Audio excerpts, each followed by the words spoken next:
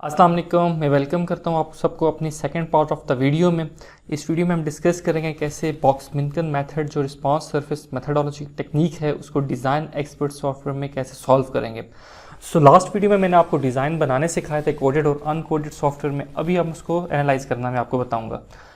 Analyse करने के लिए, एनोवा परफॉर्म करने के लिए या ग्राफ हासिल करने के लिए जो लेफ्ट हैंड साइड पे एनालिसिस का मेन टैब है आप उस पर क्लिक कर दें। उससे जो R1 रिस्पांस 1 है एक्सपेरिमेंटल जी रिस्पांस, आप उस पर क्लिक कर दीजिएगा, आपके पास एक नई विंडो ओपन हो जाएगी। इस विंडो में सबसे पहले जाके आपने जो टॉप पे फिट समरी इस पर क्लिक कर देना चेक करना कि आपका मॉडल फिट है या नहीं। आपके पास यहाँ डिफरेंट रिजल्ट्स आ जाएंगे। ये टॉप पे आपके पास एक सिंगल स्क्रीन जहाँ कर्सर ही नज़र आ रहा है, आप इस पर क्लिक कर दीजिएगा ताकि आपको एट टाइम एक ही रिजल्ट नज़र आए। हमारे पास ये फिट समरी आ गई है। ये सबसे पहले देखना होता है कि क्या हमारा जो मॉडल है वो डेटा को सही तरीके से फिट आ भी रहा है या नहीं आ रहा। आप देख लें कि लैक ऑफ फिट, उसकी पी वैल्यू आप चेक करें। 0.1534, इसका ये मतलब है कि हमारा डेटा जो है इसमें लैक ऑफ फिट ये इनसिग्निफिकेंट है। इसका आसान अल्फाज में आप ये कह सकते हो कि हमारा मॉडल जो है वो डेटा पे फिट हो चुके अच्छे तरीके से, और इसका जो लैक ऑफ फिट है वो उसमें नहीं है, इसमें कोई कमी नहीं है फिटिंग में। आप इस तरह उसको क्लियर मैन की लैंग्वेज में समझ सकते हैं। ये करने के बाद आपने एनोवा पे क्लिक कर लेना है। एनोवा पे जब आप क्लिक करेंगे तो आपके पास एनोवा का टेबल आ जाएगा। अगेन आपने सिंगल विंडो पे क्लिक कर देना है। सिंगल विंडो पे जब आप क्लिक करेंगे तो आपके पास एनोवा का टेबल आ जाएगा। इस टेबल को भी हमने रीड करना है। तो हमारे पास डिफरेंट सोर्सेज हैं, उनके sum of squares, degree of freedom, mean square, F value और पी वैल्यू। हम देख सकते हैं हमारे पास मॉडल में 3 टर्म्स हैं। ये हमारे पास ए बी सी हमारे 3 फैक्टर्स हैं। उसके बाद ये अगली 3 टर्म्स इनके इंट्रैक्शन हैं। 2 फैक्टर इंट्रैक्शन टर्म है, 2FI से इसको लिखा जाता है। और उसके बाद आगे क्वाड्रेटिक टर्म्स हैं तीनों इंडिविजुअल फैक्टर्स की। जिन जिन फैक्टर्स की पी वैल्यू हमारे पास 0.05 जो हमारे पास सिग्निफिकेंस लेवल या कट ऑफ वैल्यू है इससे छोटी होगी, वो फैक्टर हमारे पास सिग्निफिकेंट होंगे। और जो वैल्यू हमारे पास इससे बड़ी होगी पी वैल्यूज़, वो हमारे पास इनसिग्निफिकेंट होंगे। यहाँ देख सकते हैं कि हमारे पास फैक्टर ए, फैक्टर बी और फैक्टर सी, ये हमारे पास तीनों जो हमारे पास इंडिविजुअल फैक्टर्स हैं ये हमारे पास सिग्निफिकेंट हैं। 2 लेवल इंट्रैक्शन में ए बी इंट्रैक्शन और बी सी इंट्रैक्शन, इन दोनों की पी वैल्यूज़ छोटी हैं, ये भी हमारे पास सिग्निफिकेंट हैं। और जो हमारे पास क्वाड्रेटिक टर्म्स हैं ये तीनों हमारे पास इनकी वैल्यूज़ भी 0.05 से छोटी हैं, तो ये भी सिग्निफिकेंट है। अब इसमें हम रिपोर्ट कैसे लिखेंगे।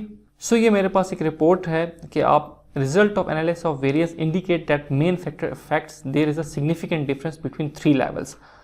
अब हमारे पास जो हर एक लेवल फैक्टर था उसके 3-3 लेवल्स थे। अगर उसके लेवल्स के दरमियान डिफरेंस होगा, उसके लेवल्स के दरमियान जो इफेक्ट है उनके लेवल्स का रिस्पांस के ऊपर अगर उसमें डिफरेंस आया तो फैक्टर सिग्निफिकेंट होगा, अदरवाइज इनसिग्निफिकेंट।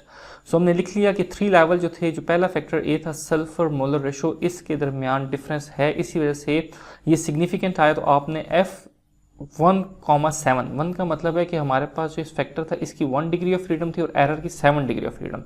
इसको चेक करने के लिए आप यहाँ देख सकते हैं कि जो oxidant two sulphur molar ratio है इसका डिग्री ऑफ फ्रीडम मेरे पास 1 है, जबकि मेरे पास जो एरर है यहाँ देख सकते हैं रेजिडुअल, ये कहीं जगह किसी जगह पे रेजिडुअल लिखा हुआ, किसी जगह पे इसको एरर लिखा जाता है, इसकी डिग्री ऑफ फ्रीडम 7 है।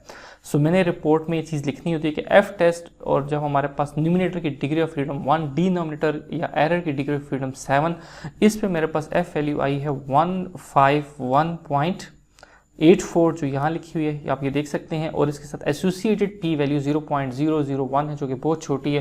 There is a significant difference between the 3 levels associated with this factor. Again आप कह सकते हो जो फैक्टर बी आपके पास है उसमें भी तीनों लेवल के दरमियान एक सिग्निफिकेंट डिफरेंस है, उनका इफेक्ट सी पे सिग्निफिकेंट आया। अगेन 1.7 आप देख सकते हैं कि फैक्टर बी का डिग्री ऑफ फ्रीडम 1 है, रेजिडुअल का अगेन सेम रेजिडुअल का डिग्री ऑफ फ्रीडम 7 यूज़ होगा।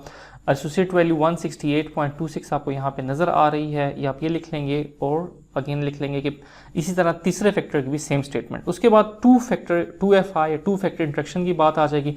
ए बी को हम देख लेते हैं। ए बी के साथ जो डिग्री ऑफ फ्रीडम 1 है, एफ वैल्यू 35.62 और पी वैल्यू 0.0006 या 0.006, तो हमारे पास ये सिग्निफिकेंट आई हैं। पहले ये फैक्टर 2FI ए बी के लिए और 2FI BC के लिए दोनों हमारे पास सिग्निफिकेंट है, जबकि जो हमारे पास इंट्रैक्शन AC है ये हमारे पास इनसिग्निफिकेंट है, क्योंकि इसकी जो P वैल्यू है वो 0.05 से बड़ी आ गई है और जो F वैल्यू 3.40, इस F वैल्यू को हम F डिस्ट्रीब्यूशन में टेबल में चेक करके देख सकते हैं। इस तरह हमारे पास एनोवा टेबल क्वाड्रेटिक टर्म्स जो है A², B², C², इसकी वैल्यू भी कम आ गई है 0.05 से, they are also found to be significant. और आखिर में आप समरी लिख लेंगे कि बेस्ड अपॉन जो हमारे पास ये सम ऑफ स्केयर्स होते हैं, ये जिस फैक्टर का सबसे बड़ा वो सबसे ज़्यादा सिग्निफिकेंट होता है और उसकी आप देख लें F वैल्यू भी सबसे ज़्यादा होती होगी।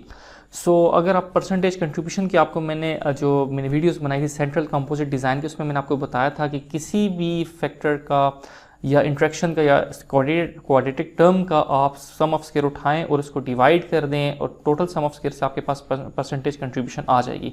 इस तरह सम ऑफ स्केयर इसका सबसे बड़ा होगा, वो वैल्यू सबसे ज़्यादा सिग्निफिकेंट होगी और उसी सिग्निफिकेंट वैल्यू को आपने सीक्वेंस में लिखना है। जैसे मैंने यहाँ लिखा हुआ है, sonication time is found to be highly significant followed by forming acid to oxidant molar ratio. Same is the case आपने ये 2FI के लिए भी लिख देना है।